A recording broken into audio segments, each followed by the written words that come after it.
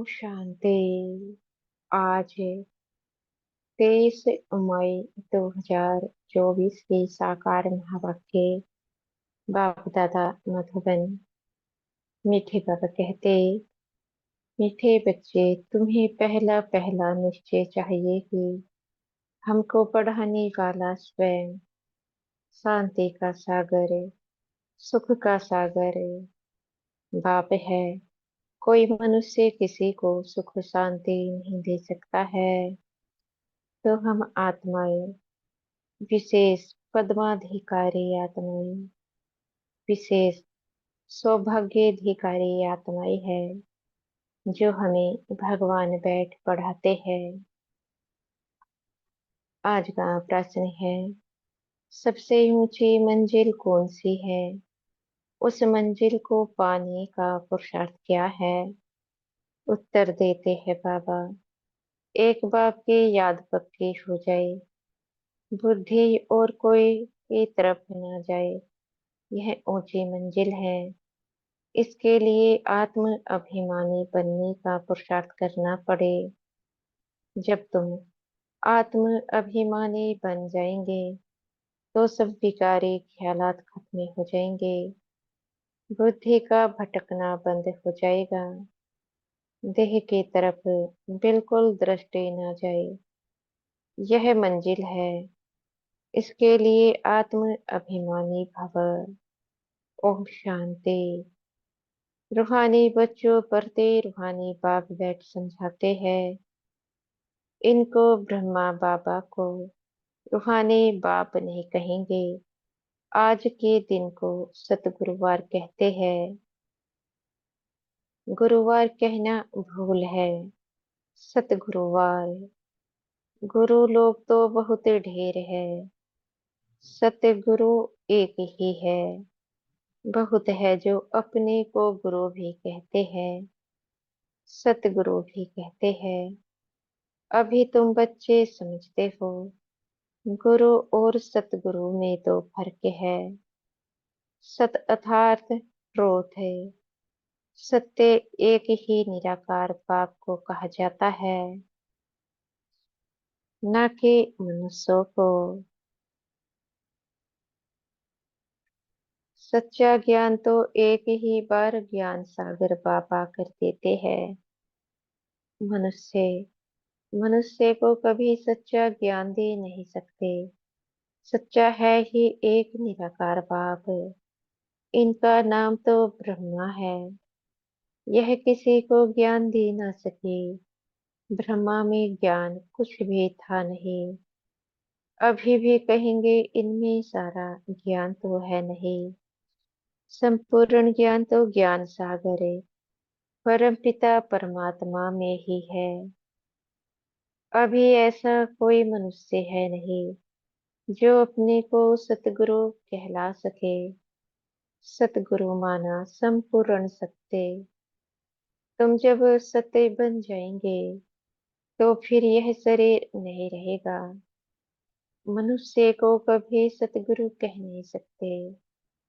मनुष्यों में तो पाई की भी ताकत नहीं है। यह खुद कहते हैं, मैं भी तुम्हारे जैसा मनुष्य हूँ। इसमें ताकत की बात उठ नहीं सकती। यह तो बाप पढ़ाते हैं, न कि ब्रह्मा। यह ब्रह्मा भी उनसे बढ़कर फिर पढ़ाते हैं। तुम ब्रह्मा कुमार कुमारियां कहलाने वाले भी परमपिता परमात्मा सतगुरु से पढ़ते हो। तुमको उनसे ताकत मिलती है। ताकत का मतलब यह नहीं कि कोई को घुसा मारो जो गिर पड़े। नहीं, यह है रूहानी ताकतें, जो रूहानी बाप द्वारा मिलती है। याद के बल से तुम शांति को पाते हो, और पढ़ाई से तुमको सुख ही मिलता है। जैसे और टीचर से तुमको पढ़ाते हैं, वैसे बाप भी पढ़ाते हैं। यह भी पढ़ते हैं। स्टूडेंट है, देहधारी जो भी है, वे सभी स्टूडेंट है। बाप को तो देह है नहीं, वह निराकार है। वही आकर पढ़ाते हैं, जैसे और स्टूडेंट पढ़ते हैं वैसे तुम भी पढ़ते हो। इसमें मेहनत की बात नहीं। पढ़ने समय हमेशा ब्रह्मचर्य में रहते हैं। ब्रह्मचर्य में पढ़कर जब पूरा करते हैं, तब बाद में विकार में गिरते हैं। मनुष्य तो मनुष्य जैसे ही देखने में आते हैं। कहेंगे यह फलाना आदमी है, यह एलएलबी है, यह फलाना ऑफिसर है। बाबा कहते हैं पढ़ाई पर टाइटल मिल जाता है, शक्ल तो वही है। उस जिस्मानी पढ़ाई को तो तुम जानते हो। साधु संत आदि जो शास्त्र पढ़ते पढ़ाते हैं, उनमें कोई बड़ाई नहीं। उससे कोई को शांति तो मिल नहीं सकती। खुद भी शांति के लिए धक्के खाते हैं। जंगल में अगर शांति होती तो फिर वापस क्यों लौटते। मुक्ति को तो कोई पाता नहीं। जो भी अच्छे अच्छे नामी ग्रामी रामकृष्ण परमहंस आदि होकर गए हैं, वह भी सब पुनर्जन्म लेते लेते नीचे ही आए हैं। मुक्ति जीवन मुक्ति को कोई भी पाते नहीं। तमो प्रधान बनना ही है। देखने में तो कुछ नहीं आता। कोई से पूछो तुमको गुरु से क्या मिलता है, तो कहेंगे शांति मिलती है, परंतु मिलता कुछ भी नहीं।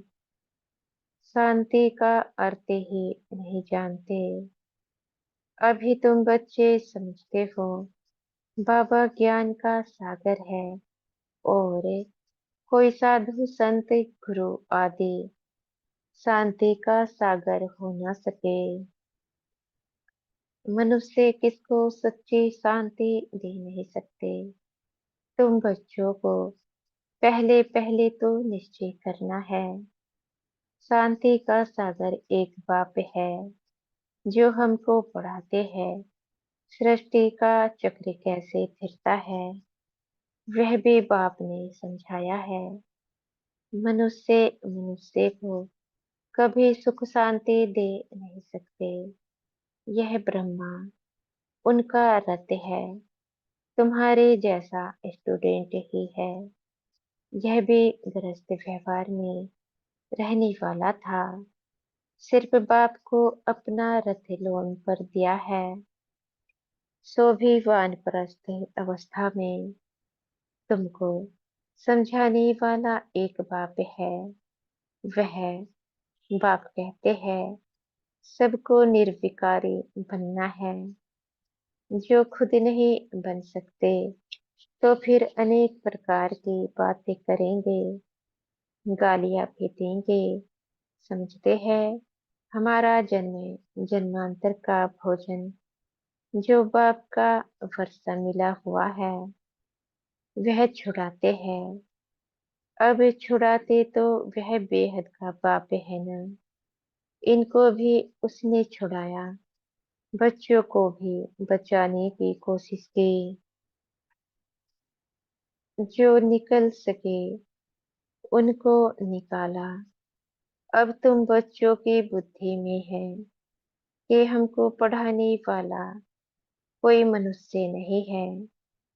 सर्वशक्तिमान एक ही निराकार बाप को कहा जाता है, और किसको कहा नहीं जाता। वही तुमको नॉलेज दे रहे हैं। बाप ही तुमको समझाते हैं यह विकार तुम्हारा सबसे बड़ा दुश्मन है। इनको छोड़ो, फिर जो नहीं छोड़ सकते हैं वे कितना झगड़ा करते हैं। माताएं भी कोई कोई ऐसी निकल पड़ती है जो विकार के लिए बड़ा हंगामा करती है। अभी तुम हो संगम युग पर, यह भी कोई नहीं जानते कि यह पुरुषोत्तम संगम युग है। बाप कितना अच्छी रीति समझाते हैं। बहुत है जिनको पूरा निश्चय है, कोई को सेमी निश्चय है, कोई को 100%, कोई को 10% भी है। अब भगवान श्रीमत देते हैं, बच्चे मुझे याद करो, यह है बाप का बड़ा फरमान। निश्चय हो तब तो उस फरमान पर चले ना।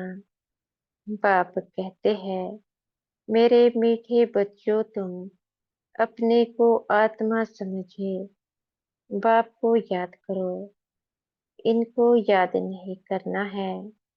मैं नहीं कहता, बाबा मेरे द्वारा तुमको कहते हैं। जैसे तुम बच्चे पढ़ते हो तो यह भी पढ़ता है।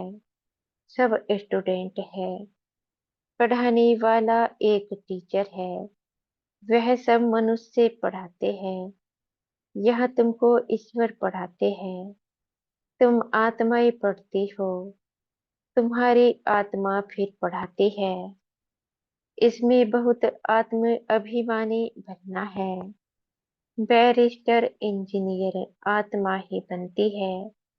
आत्मा को अब देह अभिमान आ गया है।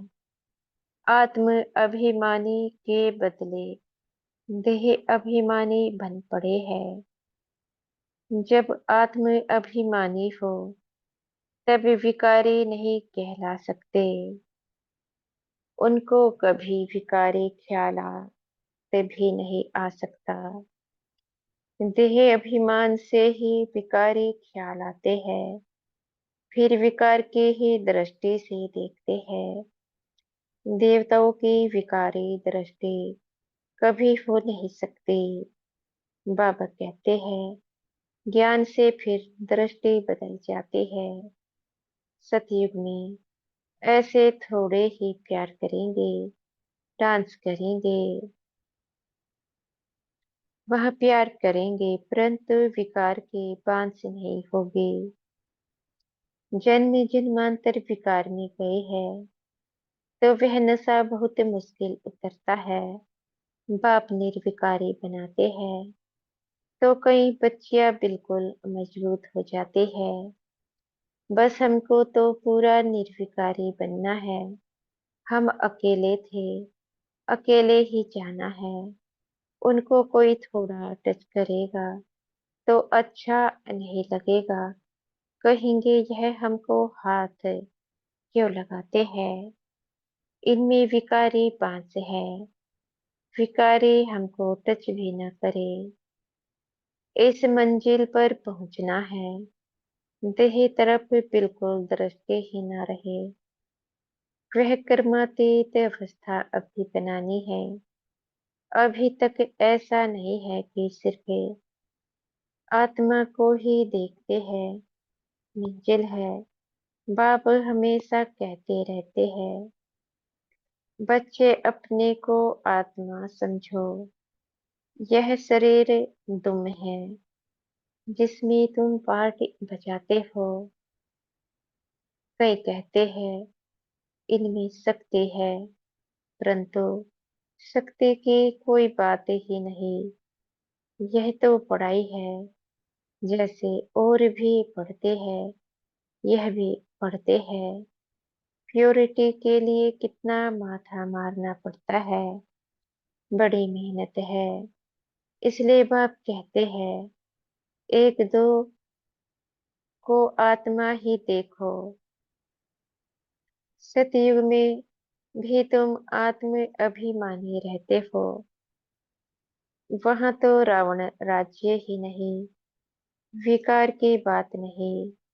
यहाँ रावण राज्य में सब विकारी है, इसलिए बाप आकर निर्विकारी बनाते हैं। नहीं बनेंगे तो सजा खानी पड़ेगी। आत्मा पवित्र बनने बिगर ऊपर जा ना सके, हिसाब किताब चुक तो करना पड़ता है, फिर भी पद कम हो पड़ता है। यह राजधानी स्थापन हो रही है। अब बच्चे जानते हैं, स्वर्ग में एक अनादि स्वर्ग में एक आदि सनातन देवी देवताओं का राज्य था। पहले पहले तो जरूर एक राजा रानी होंगे, फिर डिनोस्टी होगी, प्रजा ढेर बनती है, उसमें अवस्थाओं में फर्क पड़ेगा। जिनको पूरा निश्चय नहीं वह पूरा पढ़ भी न सके, पवित्र बन ना सके। आधा कल्प के पतित एक जन्म में 21 जन्मों के लिए पावन बने। मासी का घर है क्या? मुख्य है ही काम की बात है। क्रोध आदि का इतना नहीं, कहाँ बुद्धि जाती है तो जरूर बाप को याद नहीं करते हैं। बाप की याद पक्की हो जाएगी तो फिर और कोई की तरफ बुद्धि नहीं जाएगी। बहुत ऊंची मंजिल है। पवित्रता की बात सुनकर आग में जल मरते हैं। कहते हैं, यह बात तो कभी कोई ने कही नहीं, कोई शास्त्र में है नहीं। बड़ा मुश्किल समझते हैं। वह तो है ही निवर्त मार्ग का धर्म अलग है। उनको तो पुनर्जन्म ले फिर भी संन्यास धर्म में ही जाना है। वही संस्कार ले जाते हैं। तुमको तो घर बार छोड़ना नहीं है। समझाया जाता है, भल घर में रहो। उन्हों को भी समझाओ, अब है संगम युग। पवित्र बनने बिगर सतयुग में देवता बन नहीं सकेंगे। थोड़ा भी ज्ञान सुनते हैं तो वह प्रजा बनती जाती है। प्रजा तो ढेर होती है ना। सतयुग में वजीर भी नहीं होते, क्योंकि बाप संपूर्ण ज्ञानी बना देते हैं। वजीरादि चाहिए अज्ञानियों को। इस समय देखो एक दो को मारते कैसे है। दुश्मनी का स्वभाव कितना कड़ा है। अभी तुम समझते हो, हम यह पुराना शरीर छोड़ जाकर दूसरा लेते हैं। कोई बड़ी बात है क्या? वह दुख से मरते हैं। तुमको सुख से बाप की याद में जाना है। जितना मुझे बाप को याद करेंगे तो और सब भूल जाएंगे, कोई भी याद नहीं रहेगा। परंतु यह अवस्था तब हो जब पक्का निश्चय हो। निश्चय नहीं तो याद भी ठहर नहीं सकती। नाम मात्र सिर्फ कहते हैं, निश्चय ही नहीं तो याद काहे को करेंगे। सबको एक जैसा निश्चय तो नहीं है ना। माया निश्चय से हटा देती है, जैसे कि वैसे बन जाते हैं। पहले पहले तो निश्चय चाहिए बाप में। संशय रहेगा क्या कि यह बाप नहीं है। बेहद का बाप ही ज्ञान देते हैं। यह तो कहता है, मैं सृष्टि के रचयिता और रचना को नहीं जानता था। मेरे को कोई तो सुनाएगा। मैंने 12 गुरु किए, उन सबको छोड़ना पड़ा। गुरु ने तो ज्ञान दिया नहीं, सतगुरु ने अचानक आकर प्रवेश किया। समझा पता नहीं क्या होना है। गीता में भी है ना, अर्जुन को भी साक्षात्कार कराया। अर्जुन की बात है नहीं, यह तो रत्य है ना। यह भी पहले गीता पढ़ता था। बाप ने प्रवेश किया, साक्षात्कार कराया कि यह तो बाप ही ज्ञान देने वाला है। तो उस गीता को छोड़ दिया। बाप है ज्ञान का सागर, हमको तो वही बताएगा ना। गीता है माई बाप, वह बाप ही है जिसको त्वमेव माता सत पिता कहते हैं। वह रचना रचते एडॉप्ट करते हैं ना। यह ब्रह्मा भी तुम्हारे जैसा है। बाप कहते हैं इनके भी जब वानप्रस्थ अवस्था होती है तब मैं प्रवेश करता हूँ। कुमारियाँ तो है ही पवित्र, उनके लिए तो सहज है। शादी के बाद कितने संबंध बढ़ जाते हैं, इसलिए देही अभिमानी बनने में मेहनत लगती है। वास्तव में आत्मा शरीर से अलग है, परंतु आधा कल्प देह अभिमानी रहे हैं। बाप आकर अंतिम जन्म में देही अभिमानी बनाते हैं तो मुश्किल भासता है। पुरुषार्थ करते करते कितने थोड़े पास से होते हैं। 8 रत्न निकलते हैं। अपने से पूछो हमारी लाइन क्लियर है? एक बाप के सिवाय और कुछ याद तो नहीं आता है। यह अवस्था पिछाड़ी में होगी। आत्म अभिमानी बनने में बहुत मेहनत है। अच्छा, मीठे मीठे सिखे लदे बच्चों प्रति माता पिता बाप दादा का याद प्यार और गुड मॉर्निंग। रूहानी बाप की रूहानी बच्चों को नमस्ते। हम बच्चों के भी मीठे प्यारे बाप दादा को माता पिता को गुड मॉर्निंग और नमस्ते।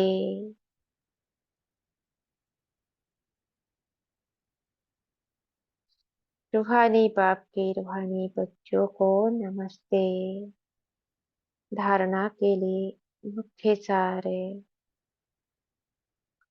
ज्ञान से अपनी दृष्टि का परिवर्तन करना है। आत्म अभिमानी बन विकारी ख्यालात समाप्त करने हैं। किसी भी विकार के पास न रहे। देह तरफ बिल्कुल दृष्टि न जाए। दूसरा पॉइंट है बेहद का बाप ही हमें पढ़ाते हैं। ऐसा पक्का निश्चय हो तब याद मजबूत होगी। ध्यान रहे माया निश्चय से जरा भी हिला ना दे। हमारे सतगुरु जी हमें आज का वरदान दे रहे हैं। सेवा भाव से सेवा करते हुए आगे बढ़ने और बढ़ाने वाले निर्विघ्न सेवाधारी भव। सेवा भाव से सेवा करते हुए आगे बढ़ने और बढ़ाने वाले निर्विघ्न सेवाधारी भव। सेवा भाव सफलता दिलाता है। सेवा में अगर अहम भाव आ गया तो उसको सेवा भाव नहीं कहेंगे। किसी भी सेवा में अगर अहम भाव मिक्स होता है तो मेहनत भी ज्यादा, समय भी ज्यादा लगता है और स्वयं की संतुष्टि भी नहीं होती। सेवा भाव वाले बच्चे स्वयं भी आगे बढ़ते और दूसरों को भी आगे बढ़ाते हैं। वे सदा उड़ती कला का अनुभव करते हैं। उनका उमंग उत्साह स्वयं को निर्विघ्न बनाता और दूसरों का कल्याण करता है। आज का स्लोगन है ज्ञानी तो आत्मा वह है जो महीन और आकर्षण करने वाले धागों से भी मुक्त है। ज्ञानी तो आत्मा वह है जो महीन और आकर्षण करने वाले धागों से भी मुक्त है। अच्छा, ओम शांति। शुक्रिया हमारे मीठे प्यारे बाप दादाजी का, मीठे टीचर जी व मीठे सतगुरु जी का। आपका बेहद का शुक्रिया।